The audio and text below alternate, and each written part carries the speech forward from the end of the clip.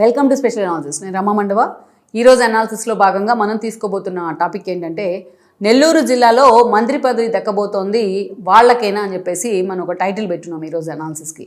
ఆ అనాలిసిస్ గురించే మనం ఈరోజు డిస్కస్ చేయబోతా ఉన్నాం. ఇక్కడ మనం చూసినట్లయితే నెల్లూరు జిల్లాకు సంబంధించి మంత్రి పదవుల రేసులో పలువురు ఉన్నారు అని చెప్పేసి చాలా రోజులుగా ప్రచారం జరుగుతోంది. అందుకు కారణం ఏంటంటే నెల్లూరు జిల్లా ఒకప్పుడు వైఎస్ఆర్సీపీకి ఎలా కంచుకోటుగా ఉండేదో అలాంటి కంచుకోటును జగన్మోహన్ రెడ్డి తన స్వయంకృతాపరాధంతో తన సెల్ఫ్ గోల్ వేసుకొని అలాంటి నెల్లూరు జిల్లాను దూరం చేసుకునే ప్రయత్నం చేశారు ఆయన.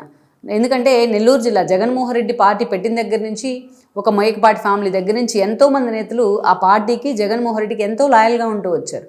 కానీ అలాంటి నెల్లూరు జిల్లాలో జగన్మోహన్ రెడ్డి తీసుకున్న దూకు నిర్ణయాలు కానీ ముందు వెనుక ఆలోచించకుండా చేసిన పనులు కానీ ఈరోజు నెల్లూరు జిల్లాలో వైఎస్ఆర్సీపీ ప్రస్థానాన్ని వైఎస్ఆర్సీపీ భవిష్యత్తును కూడా ప్రశ్నార్థకంలో పడేశాయి. మనం చూస్తే ఆ రోజు జగన్మోహన్ రెడ్డి పార్టీ పెడితే మేకపాటి లాంటి వాళ్ళు నెల్లూరు నుంచి వైఎస్ఆర్సీపీలోకి వచ్చినారు. ఎంపీ పదవికి రిజైన్ చేశారు ఆయన. జగన్మోహన్ రెడ్డి ఎంపీగా రిజైన్ చేసి కడప నుంచి హైయెస్ట్ మెజారిటీ సాధిస్తే ఉప ఎన్నికల్లో, ఆ తర్వాత మేకపాటికి కూడా దాదాపు అంతే మెజారిటీ సాధించి రికార్డులకు ఎక్కారు ఆయన కూడా. వాళ్ళ కొడుకు గౌతమ్ రెడ్డి, ఒక కోటమిరెడ్డి, అదే కోటమిరెడ్డి శ్రీధర్ రెడ్డి, ఒక అనిల్ కుమార్ యాదవ్, ఒక కాకాని గోవర్ధన్ రెడ్డి, ఒక ఆనంద్ ఫ్యామిలీ, ఇలా ఎంతోమంది జగన్మోహన్ రెడ్డి వెంట నడిచే ప్రయత్నం చేశారు ఆ రోజున. గూడూరు నుంచి సునీల్ కుమార్ కానీ ఇలాంటి వాళ్ళు చాలామంది. అయితే విజయసాయి రెడ్డి ఆ జిల్లా నుంచి స్టాల్వార్డ్స్ లాంటి నేత ఒక విజయసాయి రెడ్డి కూడా ఉన్నారు ఆ పార్టీలో. అలా జగన్మోహన్ రెడ్డి ప్రస్థానం అంటే కడప తర్వాత చెప్పుకోవాల్సింది మనం నెల్లూరు జిల్లానే. అలాంటి జగన్మోహన్ రెడ్డి అధికారంలోకి వచ్చిన తర్వాత ప్రతిపక్షంలో ఉంటే ఒక ఎత్తు, అధికారంలో ఉంటే ఒక ఎత్తు అన్నట్టుగా ఆయన పనిచేసిన విధానం ఒక్కొక్కరిని దూరం చేసింది. ఈరోజు పార్టీకి 19 ఎన్నికల్లో ఆర్థికంగా అన్ని విధాలు అండగా నిలబడ్డ వేమిరెడ్డి ఆయనతో పాటు లేరు. వేమిరెడ్డి టీడీపీలో ఈరోజు ఎంపీగా ఉన్నారు, వాళ్ళ భార్య ఎమ్మెల్యేగా ఉన్నారు. కోటమిరెడ్డి శ్రీధర్ రెడ్డి ఎప్పుడో వైఎస్ఆర్సీపీ మీద తిరుగుబాటు జెండా ఎగరేసి ఎమ్మెల్యే కోట ఎమ్మెల్సీ ఎన్నికల సమయంలో బయటకు వెళ్ళిపోయారు. ఈరోజు టీడీపీ నుంచి ఎమ్మెల్యేగా ఉన్నారు. ఒక మేకపాటి చంద్రశేఖర్ రెడ్డి ఇప్పుడు జగన్మోహన్ రెడ్డితో లేరు. తన కొడుకు గౌతమ్ రెడ్డి చనిపోయిన తర్వాత పార్టీలో తనను ఇబ్బందులకు గురి చేశారు ఉప ఎన్నికల రూపంలో అనేది మేకపాటి రాజమోహన్ రెడ్డి ఆవేదన. పూర్తిగా ఆయన సైడ్ అయిపోయారు, అసలు పాలిటిక్స్లో కూడా యాక్టివ్గా లేరు. ఇక తనకి ఎంతో లాయల్గా ఉన్న అనిల్ కుమార్ యాదవ్ మీద పొలిటికల్ ఎక్స్పెరిమెంట్ చేశారు జగన్మోహన్ రెడ్డి. పాపం అందుకే అటు నర్సరావుపేటకి ఇటు నెల్లూరు సిటీకి కాకుండా పోయారు అనిల్ కుమార్ యాదవ్. ఇక కాకాని గోవర్ధన్ రెడ్డి నిండా కేసులో మునిగిపోయినారు. ఆ కాకాని గోవర్ధన్ రెడ్డి విషయంలో అసలు జగన్మోహన్ రెడ్డి ఆయన భవిష్యత్తును కూడా పట్టించుకోవట్లేదన్న విమర్శలు కూడా వస్తూ ఉన్నాయి. అలా చెప్పుకుంటూ పోతే జగన్మోహన్ రెడ్డి తరఫున ఆఖరికి విజయసాయి రెడ్డి, పార్టీ కోసం అంత స్ట్రాంగ్గా నిలబడిన విజయసాయిరెడ్డి పార్టీ నుంచి బయటికి వెళ్ళి ఆయన పొమ్మనకుండా పొగబెట్టి అత్యంత అవమానకరమైన రీతిలో బయటికి పంపాడు జగన్మోహన్ రెడ్డి. సో అలా నెల్లూరు జిల్లాలో జీరో అయింది.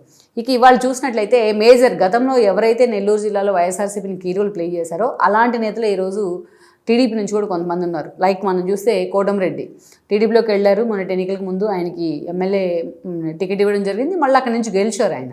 ఇక్కడ చూస్తే మంజర్ రేస్లో ఆయన ఉన్నారని ప్రచారం జరిగినప్పటికీ బట్ మొన్నటి ఎన్నికల్లో మాత్రం అటు నారాయణ వైపు ఇటు ఆనం రామనారాయణ వైపు మాత్రమే చంద్రబాబు నాయుడు మొగ్గు చూపారు. ఇటు నారాయణ అంటే చంద్రబాబు నాయుడుకి ఒక క్లోజ్ అసోసియేట్, గతంలో కూడా ఎమ్మెల్సీ ఇచ్చి మంత్రిని చేయడం జరిగింది.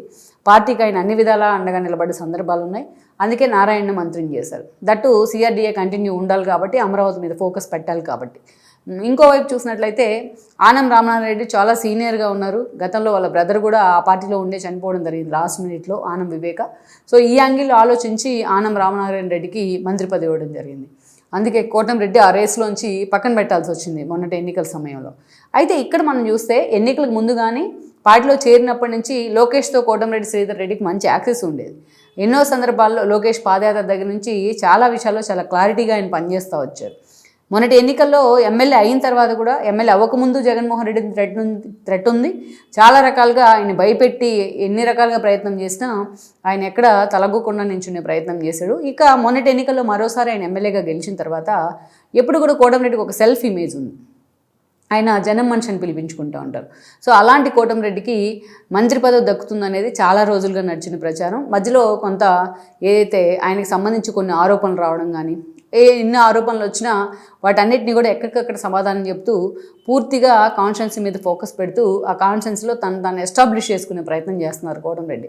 నెల్లూరు జిల్లా నుంచి ఈరోజు రిమైనింగ్ మంత్రి పదవులు వచ్చిన ఇద్దరు తప్ప మిగిలిన వాళ్ళు రేస్లో ఉంటే అందరికన్నా ఫస్ట్ ప్లేస్ ఎవరిది వినిపించింది అంటే కోటమిరెడ్డి శ్రీధర్ రెడ్డిదే మొన్నటి వరకు కూడా.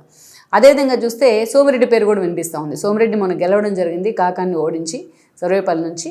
అయితే సోమిరెడ్డి ఆల్రెడీ గతంలో ఎమ్మెల్సీ మంత్రి అయ్యాడు కూడా. గతంలో పలుసార్లు మంత్రిగా పనిచేశారు ఆయన. సుదీర్ఘకాలం సీనియర్ నేతగా టీడీపీకి లాయల్టీ ఉన్న నేతగా కొనసాగుతూ వస్తూ ఉన్నారు. అయితే సోమిరెడ్డి తనకు మంత్రి పదవి ఇవ్వలేదని అసంతృప్తి అయితే ఆయన వర్గంలో ఉంది. సోమిరెడ్డిలో కూడా ఉంది, ఆయన వర్గంలో కూడా ఉంది. అయితే సోమిరెడ్డి ఈరోజు ఆల్రెడీ ఇన్నిసార్లు పదవులు వచ్చాయి కాబట్టి ఆయన్ని అంత సీరియస్గా అధిష్టానం ఫోకస్ పెట్టట్లేదు అన్న చర్చ కూడా ఉంది. కానీ పార్టీ వాయిస్ వినిపించడంలో కానీ, పార్టీకి లాయల్టీ విషయంలో కానీ చంద్రబాబు నాయుడుకి అత్యంత సన్నిహితుడుగా కానీ సోమిరెడ్డికి అయితే పేరుంది. ఎప్పటి నుంచో ఆయన అంతే లాయల్గా పార్టీ కోసం పనిచేస్తున్నారు. సుదీర్ఘకాలం వివిధ హోదాల్లో కూడా పనిచేశారు ఆయన. ఓడిపోయినా సరే ఆయనకి పదవులు ఇచ్చి, మంత్రి పదవులు ఇచ్చి చంద్రబాబు నాయుడు గౌరవించిన సందర్భం ఉంది. అయితే అందుకని ఈరోజు సోమిరెడ్డి కూడా ఈ రేస్లో ఉన్నారన్న ప్రచారం అయితే జరుగుతోంది. ఇప్పట్లో మొన్నటి వరకు జరిగిన ప్రచారం ఏంటంటే, ఇప్పట్లో క్యాబినెట్ ఎక్స్పాన్షన్ కానీ రీషఫ్లింగ్ కానీ ఉండదనేది ఒక చర్చ జరిగింది. కానీ డిసెంబర్ నాటికైనా సరే కొత్త మంత్రుల్ని ఏదైతే క్యాబినెట్లోకి తీసుకోవాలని, క్యాబినెట్ రీషఫుల్ చేయాలని కూడా చంద్రబాబు నాయుడు ఆలోచన చేస్తున్నారు. పూర్తి స్థాయిలో పాలన మీద ఫోకస్ పెట్టాలంటే తన టీంని ఇంకొంత మెరుగుపరచాలని కూడా ఆయన ఆలోచన చేస్తున్నారని చర్చ జరుగుతోంది. మరి ఈ విషయంలో ఈ ముగ్గురు నెల్లూరు జిల్లాల నుంచి రేస్లో ఉన్నారనే ప్రచారం జరుగుతున్న సమయంలో ఎవరి మీద చంద్రబాబు నాయుడు ఫోకస్ పెట్టే అవకాశం ఉందనేది ఒక చర్చ. ఆల్రెడీ అదే జిల్లా నుంచి రామనారాయణ రెడ్డి, అదేవిధంగా నారాయణ ఇద్దరు ఉన్నారు మంత్రులుగా. మరి కొత్త వాళ్ళని తీసుకోవాలంటే ఉన్న వాళ్ళకి ఉద్వాసన పలకాల్సిన అవసరం ఉంటుంది. మరి నారాయణ విషయంలో చంద్రబాబు నాయుడు అంత సాహసం చేస్తారని నేను అనుకోను. ఎందుకంటే ఆయన ఆల్రెడీ సిఆర్డీఏని అంత సీరియస్గా ఫాలోఅప్ చేస్తున్నారు కాబట్టి. మరి ఆనం లాంటి ఒక సీనియర్ నేతని మంత్రి పదవి నుంచి తీసి పక్కన పెట్టే సాహసం చేస్తారనేది కూడా ఇంకో చర్చ.